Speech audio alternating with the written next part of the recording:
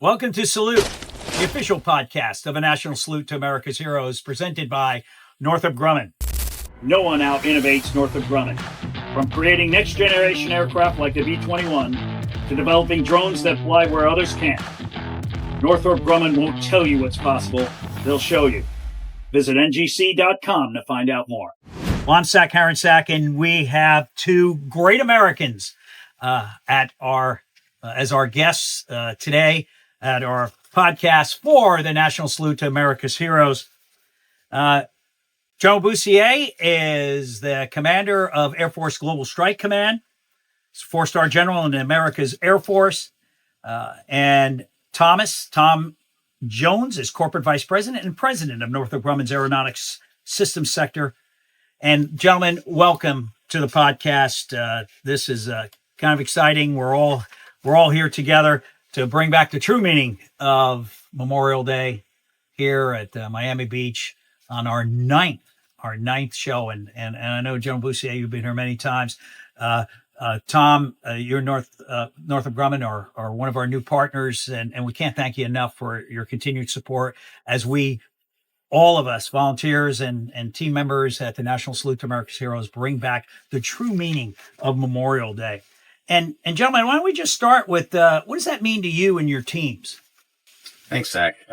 So this weekend is a special weekend for me, not only just because it's a great time to spend in South Miami Beach with the folks at the Air and Sea Show, and we'll talk about that a little bit more. But the real purpose of Memorial Day weekend is to honor those that have given their lives for their country. You know, across the years and decades of our nation, everybody has a story, right? Everybody has a story of someone they know, someone they served with, somebody in their family that gave the ultimate sacrifice and service to our nation. So every Memorial Day weekend, I think fondly of my cousin, Joey Fortin, who gave his life in Iraq in 2009, and we were deployed together. And so it's not only an opportunity to reflect upon all the Gold Star families, but to say their names out loud and honor their service and recognize that the folks they left behind are still thinking about them every day, and we should have that same honor. Well said. Tom? Yeah, as the general was saying, this is really a sacred weekend. It is a weekend to relax with friends and family, of course, but we can't forget the ultimate meaning, which is to honor those who gave the ultimate sacrifice for our country. For me, I'm a first generation American. My father came to this country by choice to experience the freedoms and the opportunity this country brings. The day he became an American was one of the happiest days of his life. I know that he told me that many times. Growing up, I had the opportunity to live in a number of countries throughout the Caribbean and got to see how people from other countries look at us with our freedoms, with our liberties, with our opportunity. And it's such a great country, but it is a great country because of the heroes that we're honoring here this weekend that have stood tall and defended freedom when it has been challenged. And, as I said before, we're willing to give that final ultimate sacrifice, and we can never forget that. So on behalf of Northrop Grumman, I'm so proud to be here with you to be able to honor the men and women who've fallen and the men and women who continue to serve and answer the challenge. So thanks for the opportunity for that, Zach. Well, thank you. And thank you to you and your great company. Over our other episodes, we've been talking to so many of your incredible employees that continue to serve, so many of them. As you talked earlier today, a large portion of your company, I shouldn't say a large portion, but a significant portion of a company is our veterans. And they continue to serve in a different way, bringing the materials and the products and the aircraft that our men and women today need. Yeah, I mean, we have 20% of our employee population self-identifies as veterans. We have many that are still serving in the reserves. I mean, these aren't just, our regular folks. We have corporate officers, executives that have served, continue to serve in significant places in the military. And I don't have an official number. 20% is the official number for those who have served. If you look at family members, people that work at our country or our company that have family members and loved ones that serve, that number I'm sure goes up significantly. And that's part of the dedication and the passion that the 100,000 people that work at Northrop Grumman bring to the job every day, is realizing, the quality of our work raises the likelihood that, warriors like General Bussiere and the men and women that serve under him are going to be able to accomplish their mission and return home safely to their families. And that's something we all take extremely seriously, given that strong legacy with the military. Well, that's awesome. Well, gentlemen, this is an exciting weekend. This is the greatest show above Earth, the Hyundai Air and Sea Show, which is starting tomorrow, May 24th and May 25th, right here on Miami Beach. We'll have over 1 million people both days, combined both days easily. And we have it's the largest Memorial Day celebration in America today. It is also going to be one of the largest, if not the largest. Nobody has proven that there is a larger one. 5 blocks along Ocean Drive, displaying the incredible equipment that all 6 services use, and companies like yours, Tom, get to deliver. And tell me the importance, General and Tom, about why it's important to have these displays and to interact with the public. So the reason I think this demonstration on the Memorial Day weekend here at South Miami Beach is so important is not only because of the exposure it provides to the U.S. public, but it's an opportunity to do 2 big things. In addition to honoring our fallen warriors and their families, it's an opportunity to show the American public what they're paying for. It's an opportunity to show them the weapon systems that their sons and daughters and cousins and uncles and aunts and family members operate and serve, whether it's in the Air Force, Army, Navy, Marines, or the Coast Guard or the Space Force. So it's an opportunity to show the American public what we do for them. I think most people are aware that less than 1% of the nation serves in all the branches of the Department of Defense. So that's a really big part of this weekend, is to show the American people what we do for them. On the flip side, I would say the majority of the people that serve in the military, at least in the Air Force, do so because they saw something that intrigued them at an air show. In this case, it's an air and sea show. It's an opportunity to see many different branches and many different capabilities. But I'm guessing we're going to hook some of our young youth this weekend who want to serve and recognize an organization that honors service and the sacrifice of our service members, specifically on Memorial Day weekend, is probably an organization that they want to be part of.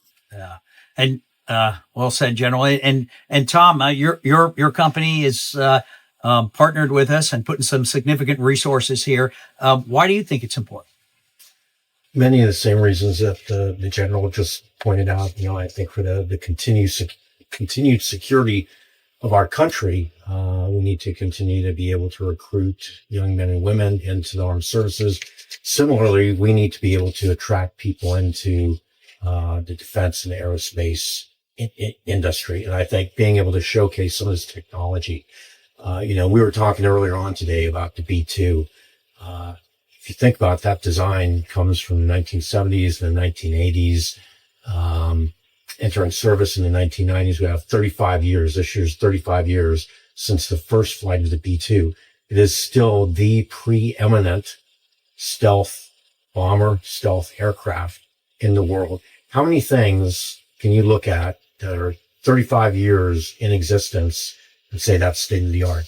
It's not the Sony Walkman or, 8-track tapes or, even, desktop computers or all the things that were, high technology if you look at it in commercial thread. So I think being able to show that level of technology and how exciting that is, hopefully is going to draw a lot of people into wanting to figure out how they can serve, whether it is in uniform or as a civilian, either civilian in the military or civilian working in the defense industry. So I think they're going to see some really, really cool things in the show, and I hope it generates a lot of excitement, Zach. Yeah, I guarantee they will. We're showcasing platforms that are results of years of coordination and partnership between an aerospace and defense company like Northrop Grumman and our United States government. And like in the case of the B-2 Spirit, the Northrop Grumman B-2 Spirit, A lot of work goes on behind the scenes before these systems can ever fly or be deployed on a mission.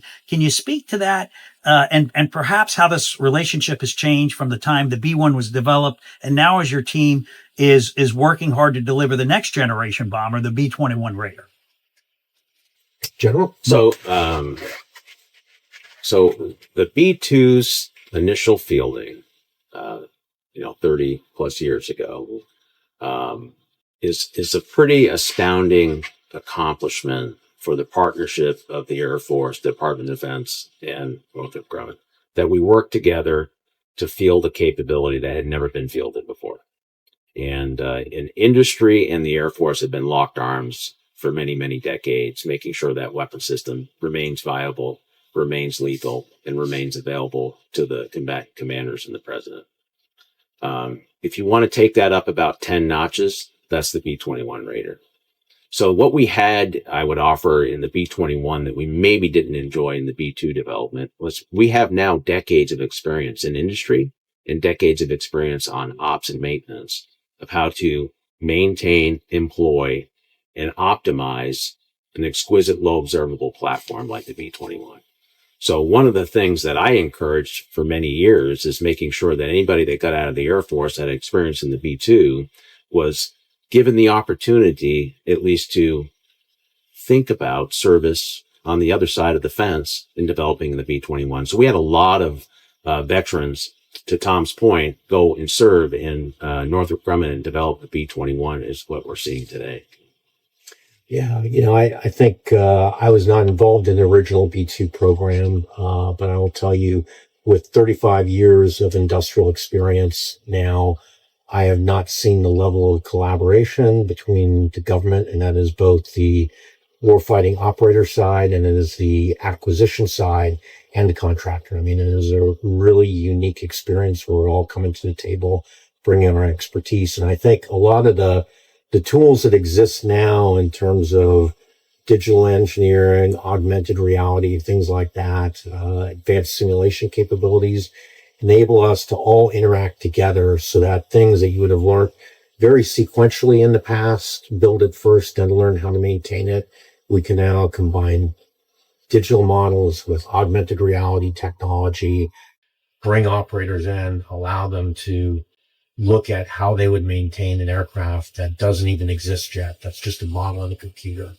I think those types of advancements, the ability to put pilots in cockpits where they're running in very, very advanced simulations to see how they'll operate the airplane in the future.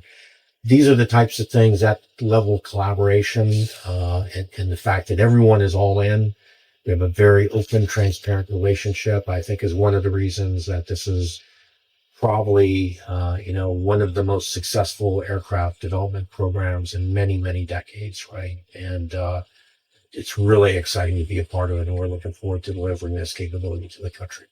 Yeah, it certainly does seem to be one of what you say. One, I'm going to go out and I'm going to say it is the most successful one, certainly in my lifetime.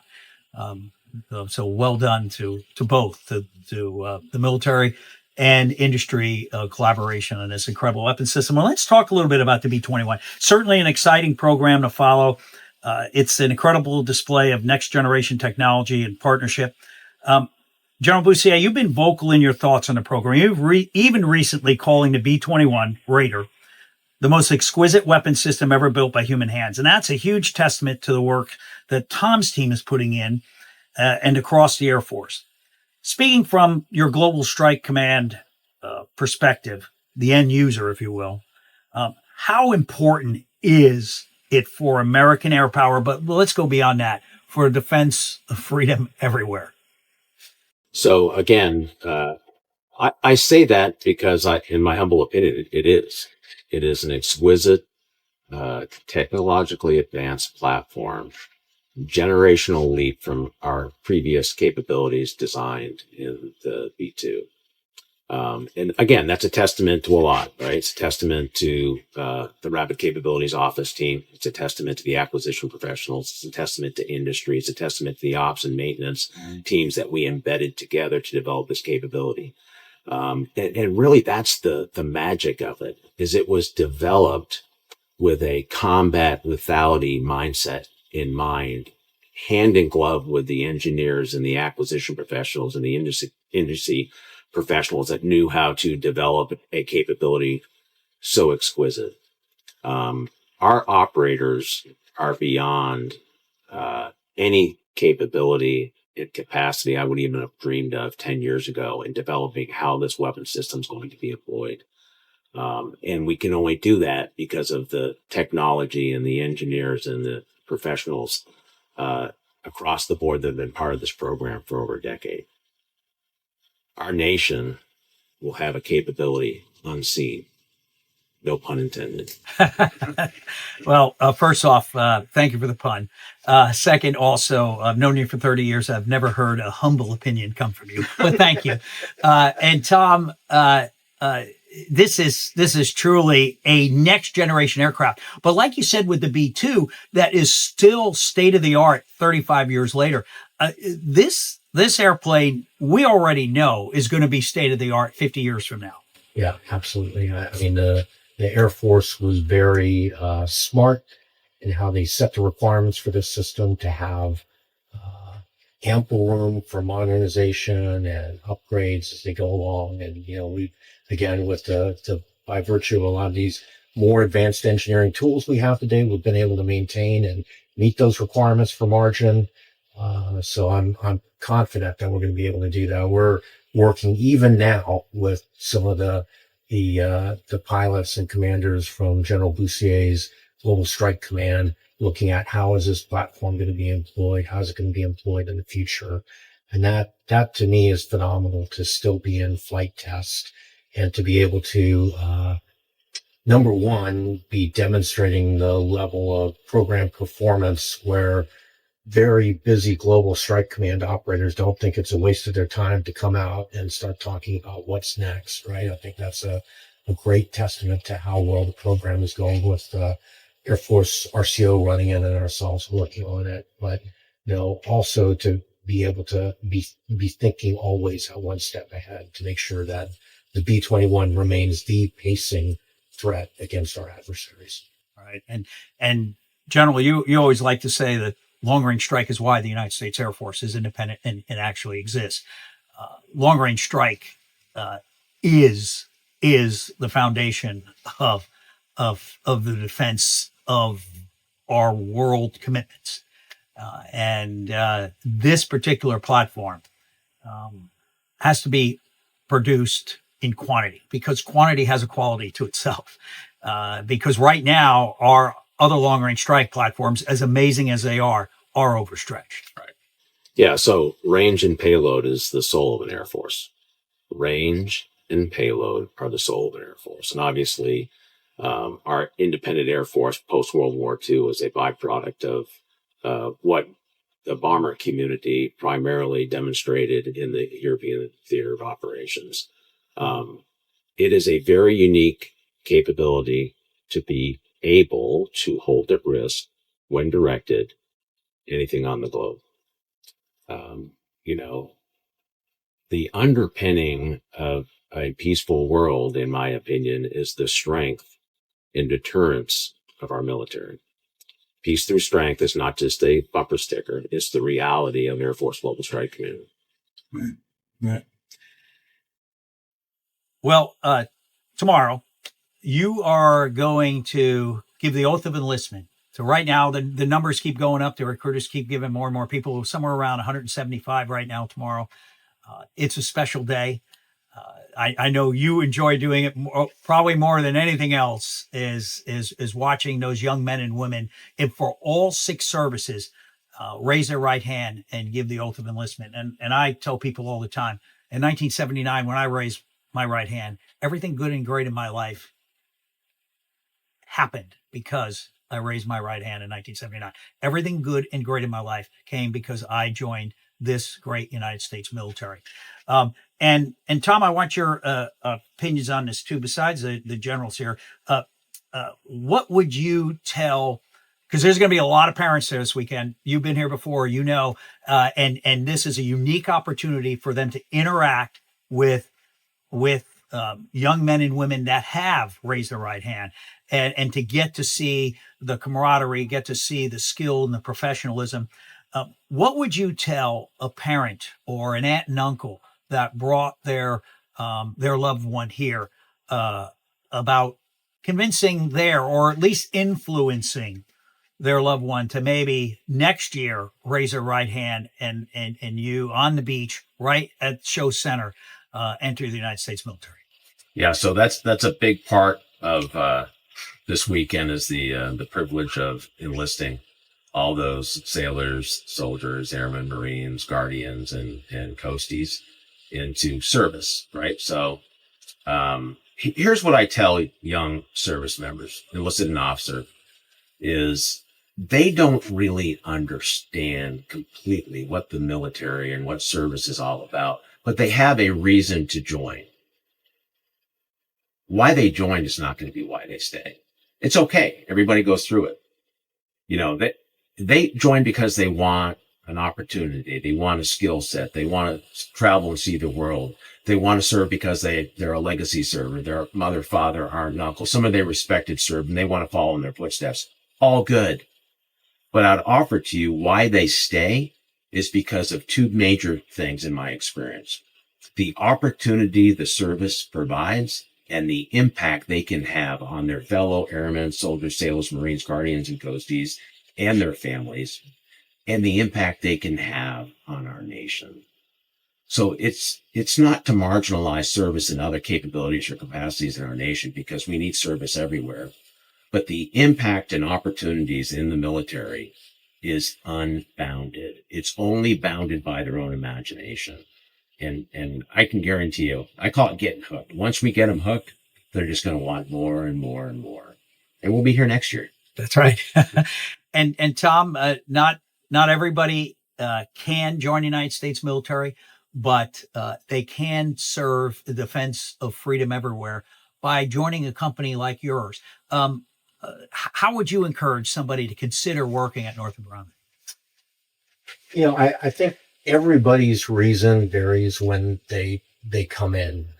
There are those people that come from background as a veteran, or they have a family member or loved one who is in the service, and they want to be able to support those folks. We have a lot of other people, quite frankly, that enter because of the technology. I came into this industry because I was in love with the technology of autonomous underwater vehicles, which I worked in for a long number of years, many decades ago.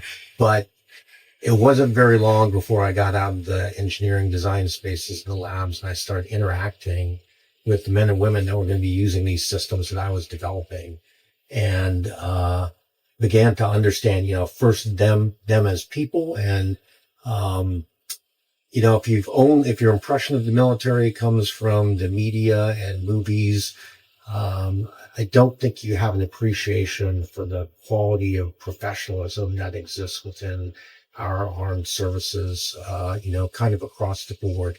And even in the young enlisted, the level of maturity you see from a 19 or 20-year-old enlisted person vice a regular 19 or 20-year-old out in the regular world. And you gain this deep respect for the people that you are supporting in these missions.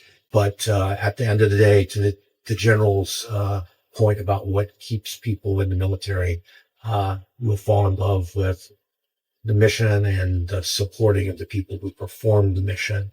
And that's I think what keeps people there, regardless of what brings them in the door. Absolutely. Well, gentlemen, this weekend is all about honoring those who have given their lives in the defense of freedom in our country. But we also always want to take the opportunity of those currently serving, whether it's in industry or in the military, in any component, to thank them for their continued service and their willingness to sign that blank check to a grateful nation. And you both epitomize selfless service. On behalf of everyone at the National Salute to America's Heroes, and on behalf of a grateful nation, thank you for both of your services and what you do each and every day to keep my grandchildren and safe and freedom alive everywhere. Thank you, Zach. You've been listening to Salute, the official podcast of A National Salute to America's Heroes, presented by Northrop Grumman. See you next time. No one out-innovates Northrop Grumman. From building the most powerful microchips on Earth to delivering the next generation in stealth with B-21. We won't just tell you that we're digitally designing the future of technology, we'll show you. Go to ngc.com to see for yourself.